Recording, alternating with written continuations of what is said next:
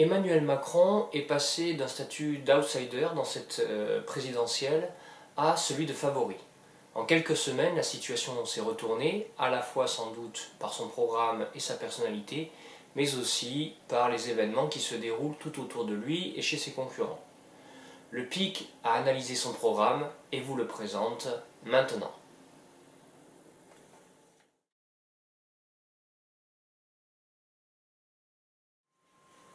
Dans le programme d'Emmanuel Macron, quelles sont les mesures pour la sécurité des Français, la lutte contre le terrorisme, l'immigration? Pour lui, la puissance de l'État doit être mise au service de la protection de tous les Français, partout sur le territoire. Il souhaite une tolérance zéro en sécurité, qui pour lui est la première des libertés. Si on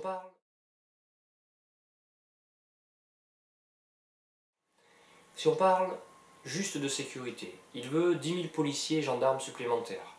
Il veut une police de sécurité quotidienne au plus près des Français qui développe une connaissance approfondie des lieux et des habitants qu'elle sera chargée de protéger et d'entendre. Il veut un nouveau pouvoir aux policiers et aux gendarmes. Sous le contrôle du juge, ils pourront interdire à une personne délinquante de fréquenter le quartier où elle a commis ses délits. Il veut lutter contre le harcèlement des femmes, les insultes, la dégradation du mobilier urbain, les crachats, et pour cela, ces faits seront punis d'amende immédiate et dissuasive. Toute peine prononcée sera exécutée et il y aura 15 000 nouvelles places de prison pour répondre aux besoins croissants. Il souhaite que la cyberdéfense et la cybersécurité soient les priorités de notre sécurité nationale. Il veut mobiliser 2% de notre PIB pour renouveler les avions ravitailleurs, moderniser les blindés de l'armée de terre, ainsi que la flotte de surface de la Marine nationale. Il veut un état-major permanent des opérations de sécurité intérieure, de renseignement et de lutte contre le terrorisme. Il sera directement rattaché au président de la République, il associera les services et états-majors des ministères de l'Intérieur et de la Défense, avec la participation des ministères des Transports, de la Santé et de l'Industrie. Enfin, pour finir sur la sécurité, il veut créer une force de 5 000 gardes-frontières européens chargés de surveiller et protéger les frontières extérieures de l'Union européenne.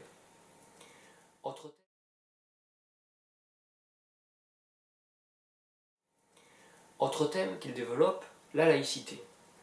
Il veut préserver le cadre de la laïcité et accélérer l'intégration pour refonder le lien avec la nation. Pour cela, il souhaite une application stricte du principe de laïcité. Il veut organiser pour les ministres du culte une formation universitaire à la laïcité, aux valeurs de la République et à la langue française. Il veut développer la connaissance des religions à l'école avec un enseignement spécifique sur le fait religieux, et il ne souhaite pas d'extension de l'interdiction du voile à l'université.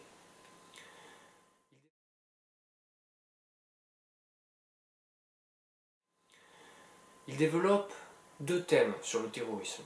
Tout d'abord, le démantèlement des associations qui, sous couvert de religion, s'attaquent à la République, et il veut la fermeture définitive des lieux de culte dans lesquels se prêche l'apologie du terrorisme.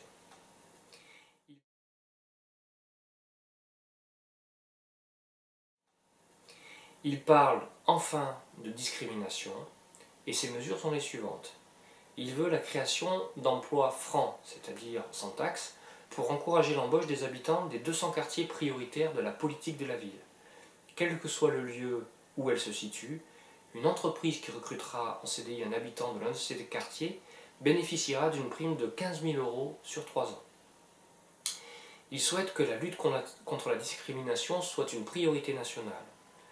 Il y aura des opérations de contrôle aléatoires et imprévues sur l'accès à l'emploi ou au logement. Il veut mobiliser les partenaires sociaux par rapport à ce thème de la discrimination. La maîtrise du français sera le principal critère de l'obtention de la nationalité française. Il veut renforcer l'apprentissage de notre langue pour les candidats à la naturalisation.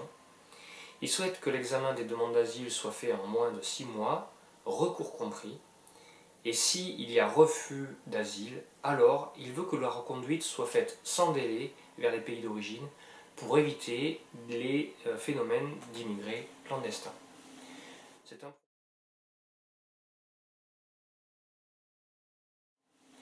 C'est un programme avec quelques mesures sur la sécurité, comme on peut voir, Il n'est pas stigmatisant, bien sûr, comme les programmes de Marine Le Pen ou de Nicolas Dupont-Aignan, par exemple, mais il reste assez peu touffu comparé à son programme, par exemple, économique.